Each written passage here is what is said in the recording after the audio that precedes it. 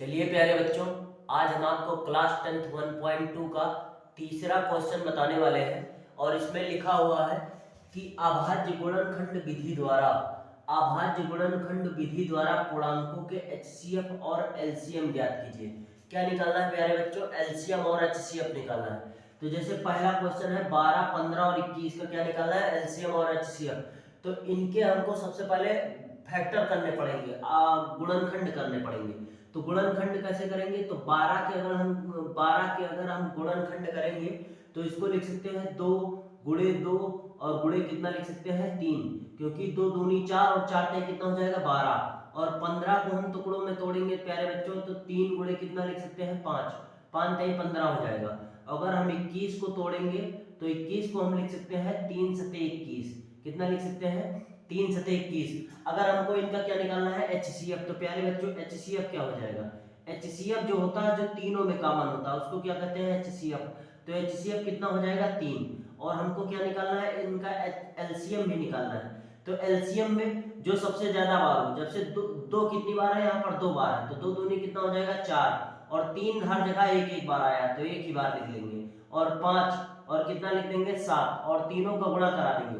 तो 4 3 12 पंचे 60 और 7 6 कितना हो जाएगा 42, तो 420 आ जाएगा प्यारे बच्चों, और यही हो जाएगा आपका आंसर। चलिए प्यारे बच्चों, अब आपको दूसरा क्वेश्चन दिख रहा होगा, इसमें लिखा हुआ है 17, 23 और 29 का क्या निकालना है? एलसीएम और एचसीएफ। तो ये तीनों संख्याएं क्या है प्यारे बच्चों? अभाज्य है। क्या है? अभाज्य है। तो यहां पर लिख देंगे एचसीएफ, अभाज्य गुणनखंड का यहां पर लिख देंगे अभाज्य संख्याओं का एचसीएफ, अभाज्य संख्याओं का एचसीएफ हमेशा कितना होता है प्यारे बच्चों? 1 होता है। कितना होता है?